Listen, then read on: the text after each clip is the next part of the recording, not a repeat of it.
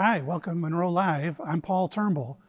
What we have here are two motors that are from BYD, Chinese auto manufacturer, and one from about 2019 and one from this year. And we get to see how things have evolved, both at BYD and kind of in the whole industry. I picked these two motors because it shows trends in the whole electric drive industry, but it also shows a pretty nice example of lean engineering at work. So what Munro Associates tries to advise our clients to do are things that were done going from this design to this design. And so lean design principles were really well illustrated going from this to this, and you get the kind of results that we're all looking for. The big picture is this drive unit from here weighs about 103 kilograms, which is not bad. It's a 200 horsepower drive unit. So if you go and try to find a internal combustion engine with a transmission for under 225 pounds, good luck. So this is a pretty competent and was very competitive at the time drive unit. This drive unit, the new one, is only 86 kilograms. So 20% or more reduction in weight and size, but it's also 180 kilowatts, so a good deal more than 200 horsepower. And so you get more power, less weight, and by the way, lower cost, and everything is better quality. And so that's the goal, to go from something that is competitive now to something that is much better, less expensive, does the job better, less weight, fewer parts, more profitable. And that's the principles that Sandy Munro espoused with lean design concept. And it's just fundamental engineering done at every part throughout the entire process. And so I just want to go and dive in to these two electric drive units and show you system by system the kinds of things that they did to get those results. So first, look at the housing. This is the original housing. They used this extruded aluminum housing for the motor, and it was bolted to these two parts to form the motor housing. What they've done is they moved to an integrated casting where the water cooling channel is integrated right into the casting, and this casting, the housing, the motor housing, is integrated right into the housing for the gearbox.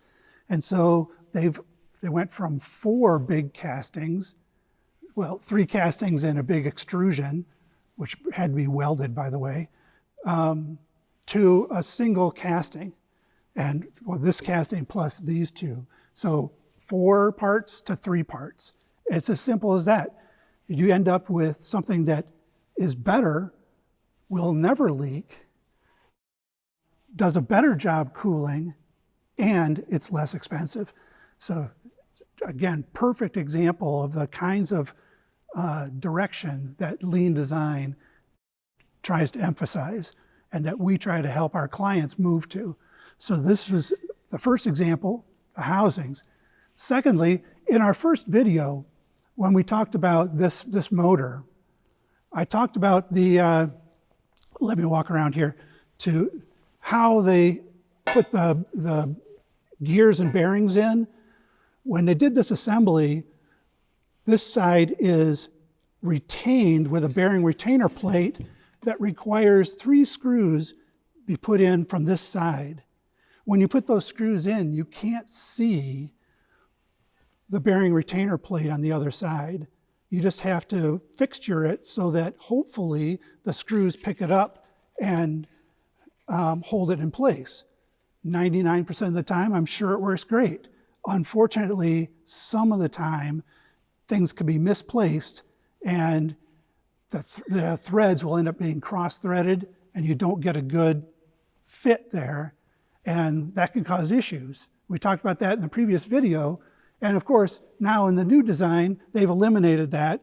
This just goes together, Z-axis assembly, every part just drops into the housing, and then the housing with all the parts just drops right into the main housing that holds the motor. And so they've drastically simplified the assembly process, reduced labor time, and eliminated a failure mode and a part. So it's a win-win, great, better quality and reduced cost.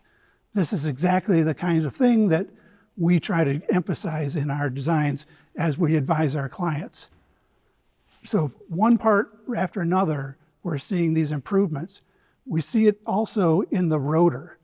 Now on the rotor and the stator, the electromagnetic components, the first thing to recognize is we're getting more power out of a smaller package. So a big part of that 20 kilogram weight savings is coming out of here. Reduced steel, reduced copper, and very importantly, reduced neodymium magnets. There's less magnet material in this motor than there is in the original. And they're able to do that with increased power by optimizing this flux path, optimizing the placement of the magnets. The previous magnets were arranged in this pattern where you have 3 magnets for each pole, 3 slots here in the rotor for each pole, and these go in quite deep, so they're very almost radially oriented. And so that means you need to have a lot of magnet material to get in there. The new design uses a double V pattern, which is much shallower. And so there's, from a geometric point of view, the flux doesn't have to penetrate so deep into the rotor, and you don't have to use as much magnet material to complete the pole. It's just a clever way to do it. We talked in another video about these slots and how they've done some clever things to reduce the torque ripple, so make the motor torque more smooth and make the flux from the magnets more smooth, which improves efficiency and reduces noise.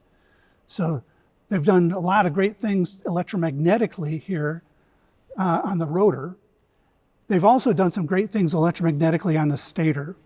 And the chief among them is they moved from a stranded wound stator, which is good for low volume production because the equipment needed to do this type of winding is less costly than the equipment needed to do this type of winding.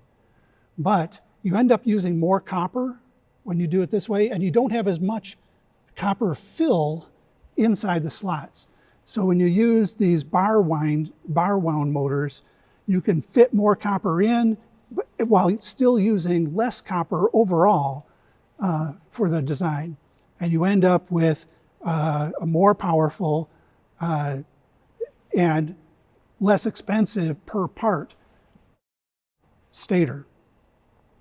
Although it does require, again, some increase in the tooling costs and manufacturing costs, I should say the equipment cost. And so when your volume gets high enough, it pays to go to this type of design. And we're seeing the rest of the industry, almost everyone exclusively is going to this style of winding. So and almost everyone is going to this style of interior magnet PM machine with this shallow V type arrangement for the magnets to minimize magnet material. And so we're seeing a huge improvement and a reflection of a trend that is not just at BYD, but across the industry. In every OEM is moving from this type of design to this type of design. We're seeing Tesla move this way. GM has always been this way. Ford, Hyundai, all of the major players are moving towards this type of solution for the electromagnetic design. I will say that every time in history that you see in the entire automotive industry converge on a single design or single concept, that's the moment when some disruptor comes in and disrupts the entire industry. And so I would say the electric motor industry is ripe for a major disruption because everyone has kind of converged to the same kind of solution, electromagnetically for the motors. Okay, finally, let's talk about the inverter. And there's a lot here on the inverter. Superficially, the inverters look similar. And the nice thing about it is they're both integrated onto the drive unit in a very straightforward manner, just bolted straight on. The new inverter has these switches that are cooled on both sides, the underneath and above, with these copper heat sinks. And by sandwiching the switches between these heat sinks, the copper heat sinks, they not only get fantastic heat transfer to keep the switches cool and allow them to run huge amounts of power through a compact package, but also the copper acts as shielding to eliminate or reduce the electromagnetic noise that the switching creates. Normally, these things act like AM radio stations, broadcasting electromagnetic interference all over the vehicle, and in particular to the other components on the control board.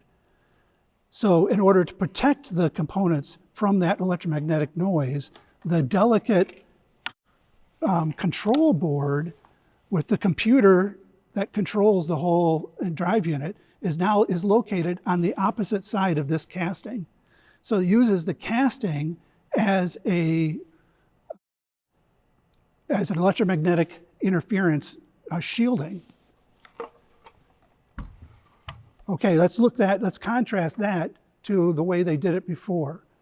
Previously, they cooled the switches on one side only. So the switches are being cooled with a heat sink that's underneath. This is the traditional way of doing it.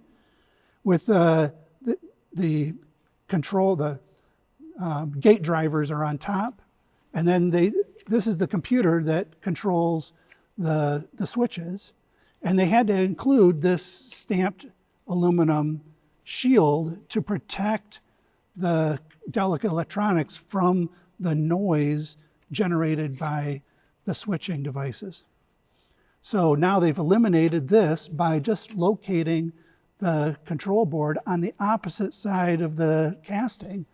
And so with zero cost and eliminating a part, they get a better quality product. Again, lean design. These are the principles. In the old days, it was just good engineering. It's clever engineering.